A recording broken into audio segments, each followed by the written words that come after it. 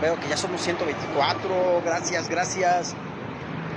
Vamos a poner el celular en esta parte para que vean cómo curveamos, cómo trazamos. Traigo un clavo en la pantalla.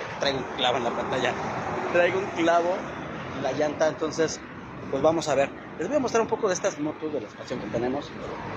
Ahorita les voy a mostrar esta R7. Les habla un amante de las motos. Yo aquí me desvivo. Es una R7. Puta, esta está hermosa. Esta yo la quería.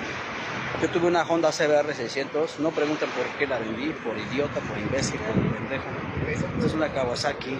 Está hermosa. Y esta es mi bebé, Gloria. Se llama Gloria. Y esta